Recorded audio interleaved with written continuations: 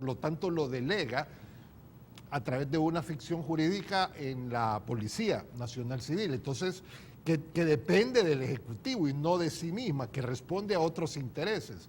Tenemos un organismo de inteligencia del Estado que, no estando en guerra, no colabora directamente con la persecución del delito, que no digo que sería su único trabajo, pero podría coadyuvar. Y el tema de los jueces, es decir, el tema del sistema judicial, del órgano jurisdiccional. Tenemos esos elementos aislados. Bueno, lo que hablábamos antes de entrar, el tema del Instituto de Medicina Legal. ¿Por qué se pensó en que el Instituto de Medicina Legal esté inserto en la Corte Suprema de Justicia? Perdónenme, eso lo hace juez y parte. La Constitución así lo establece, ok, se respeta, pero ¿por qué no repensar eso? ¿Por qué no pensar en un instituto autónomo presidido por el mismo órgano judicial, la Fiscalía, la Policía y el Ejecutivo? Es decir, eso hay que cambiarlo y para eso hay que cambiar la Constitución. Hay que repensar el sistema. Repito, la Fiscalía está en el sándwich de esto porque no tiene fondos propios, no tiene un presupuesto asignado constitucionalmente y el trabajo lo tienen que delegar en la Policía Nacional Civil. Si seguimos así, aparte de tener el sistema garantista que más protege a los delincuentes, entonces no vamos a llegar a mucho. Si se da ese consenso nacional de sacar de la política partidaria, de la política de votos, el tema de seguridad, habremos dado un gran paso. Pero ahí nos vamos a enfrentar con esa gran muralla que es repensar el sistema de seguridad nacional. General, usted ha dicho o ha insinuado que no le parece o no se está satisfecho con la manera que opera la policía. Asumiendo que usted fuese nombrado director de la Policía Nacional Civil, y esto es un ejemplo hipotético, pero me gustaría que me dijera qué propuesta de ley impulsaría usted como director y qué cambiaría específicamente en la policía para hacerla efectiva, para que fuese un instrumento bueno para la Fiscalía. En primer lugar, anularía la disposición de que solamente un civil puede ser director. Ahí puede ser un civil o un militar. Tiene que ser la persona correcta, capacitada para ocupar ese cargo tan importante en el país. No nos podemos dar el lujo de discriminar a una persona capaz solamente porque es militar. Ese sería el primer paso. En segundo lugar, hay que hacer un gran esfuerzo para reformar las leyes que están afectando la delincuencia. Todas aquellas leyes relacionadas con la delincuencia que impiden que las autoridades hagan su trabajo correctamente, hay que reformarlas. Pero sobre todo tiene que haber un liderazgo de parte del presidente de la República involucrándose directamente en este principal problema que tenemos como país, de tal manera pues que la policía sienta que tiene el respaldo político suficiente para poder operar. En segundo lugar, lo que dije al principio, yo acuartelaría a la policía, porque ahora trabajan bajo sistema de desacuartelamiento, que significa que los policías trabajan como una oficina, que terminados sus horarios se retiran a sus casas y abandonan el servicio, cuestión que antes no ocurría. Entonces ese sería un segundo paso. Y en tercer lugar, haría un redespliegue a nivel nacional más apropiado a la amenaza de la delincuencia, es decir, aquellos municipios y aquellos lugares más amenazados, lógicamente tendrían una mayor cantidad de efectivos presentes con el respaldo pues, de la Fuerza Armada, haciendo economía de esfuerzos en aquellos lugares donde la delincuencia pues, tiene menor incidencia.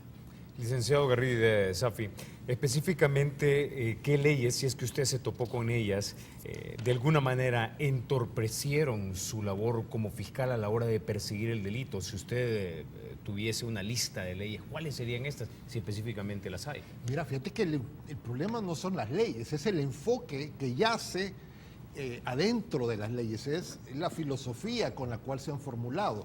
Y te lo digo claramente, el Código Penal y el Código Procesal Penal tienen la filosofía garantista, que es típicamente de gobiernos de izquierda. ¿Por qué? Porque ellos ven en los órganos represivos una amenaza a la institucionalidad.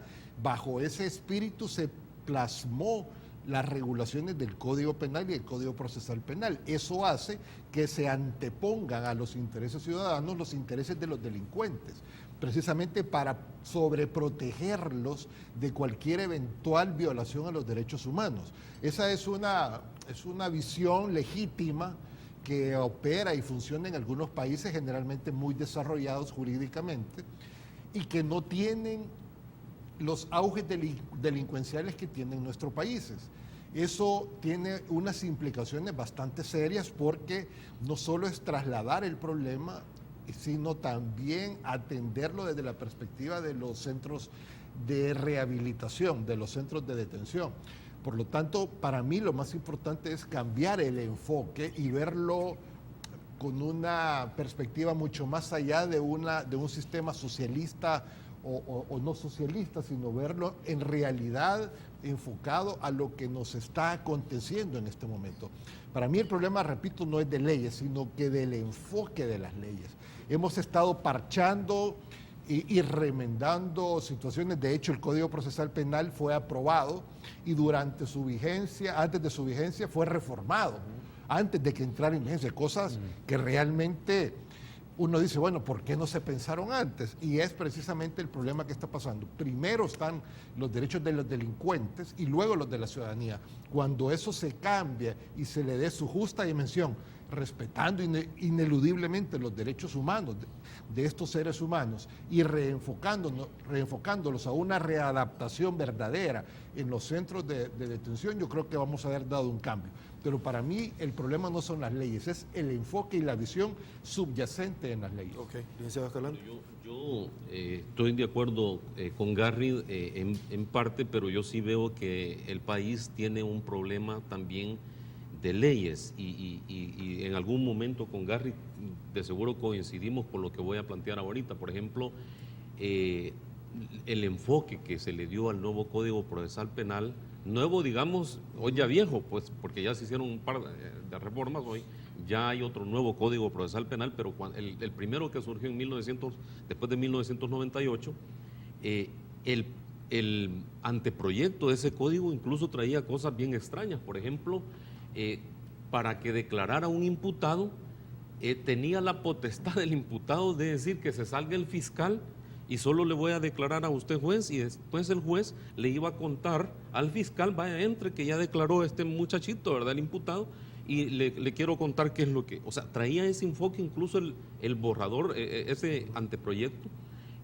gracias a Dios que se le logró quitar, pero yo creo que existe la necesidad en el país de estar haciendo una revisión permanente de leyes para ver cuáles podemos quitar, cuáles podemos ya no aplicar y cuáles nuevas leyes podemos colocar para ganarle terreno a la delincuencia. Yo estoy en desacuerdo a lo que planteaba el licenciado Cuadra, candidato a la vicepresidencia de Arena, de que hay que dar 3 pasos adelante del delincuente. No, yo creo que ni siquiera hay que dar zancadas, hay que dar cuadras, kilómetros de distancia. Para poner un ejemplo, se hizo la ley para combatir el crimen organizado y los delitos de realización compleja. Esa ley tiene 2 jueces para poder aplicarse, un juez de instrucción especializada y un juez de sentencia especializada. Entonces, cuando se estaba trabajando el nuevo Código Procesal Penal, yo hacía la propuesta como viceministro de decir, si ya simplificamos lo más complejo que es crimen organizado y delitos de realización compleja, los delitos ordinarios también se podría ¿por hacer? qué no simplificamos el procedimiento común, que es el Código Procesal Penal, y lo ponemos también con 2 jueces? Porque actualmente, y los ciudadanos que me están escuchando deben enterarse que para procesar a una persona se necesitan 5 jueces, un juez de paz, un juez de instrucción y 3 jueces de sentencia. No, Y 5 años. y cantidad de tiempo. Entonces, no tiene sentido. Impulsamos en aquel momento un tema que se le llamó juicio sumario, que los delitos infraganti los debería de conocer un solo juez y ese juez sentenciar. Ejemplo, agarran violando a una niña o un menor de edad al delincuente, lo capturan los ciudadanos, lo captura el CAN, la policía, que sea, lo captura infragante, ahí está la víctima, ahí están las evidencias, ahí está el imputado. ¿Para qué necesitamos 5 jueces?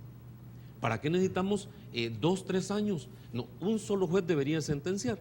Se logró meter eso en el Código Procesal Penal, pero solo para 5 o 7 delitos. Entonces, yo pensaría que una propuesta en este momento sería dar el segundo paso a los juicios sumarios, por lo menos en los delitos infraganti, independientemente de la dimensión que tenga. Si es más grave el delito, con mucha mayor razón, apliquemos un juicio sumario donde solo un juez, al tener todas las evidencias, respetando el debido proceso, como decía Garry, sentencia en ese caso, para hacer una justicia mucho más efectiva. Ahora, todos nos hemos referido acá a legislación y que en algún momento este cuerpo colegiado podría tener aplicabilidad o no.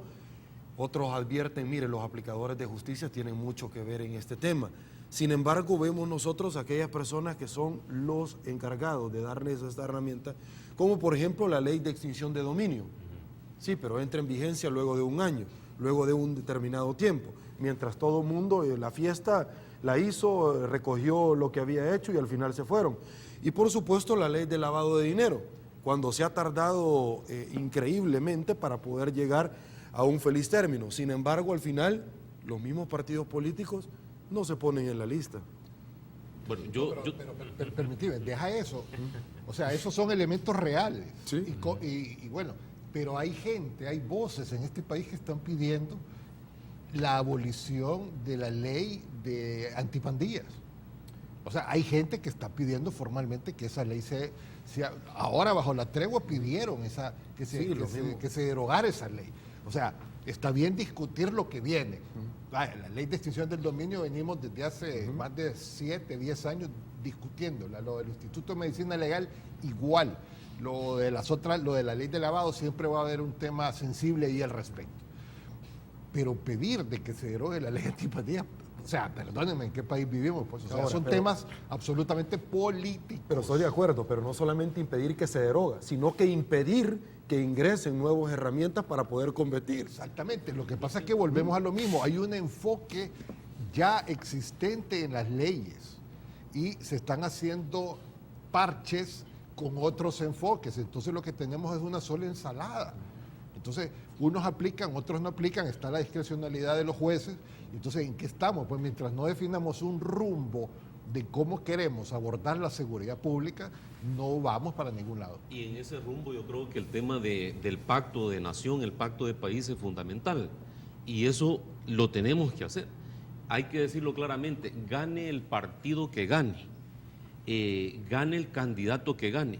Por mucho que se diga públicamente, en 100 días voy a limpiar la policía y voy a mandar los policías corruptos a la cárcel. Los que conocemos un poquito de esto, sabemos que depurar una institución es una cosa seria. Sabemos que respetar un debido proceso le lleva más de 50 a 100 días. Es decir, no se puede estar planteando populísticamente propuestas sin tener la responsabilidad de decir, el país requiere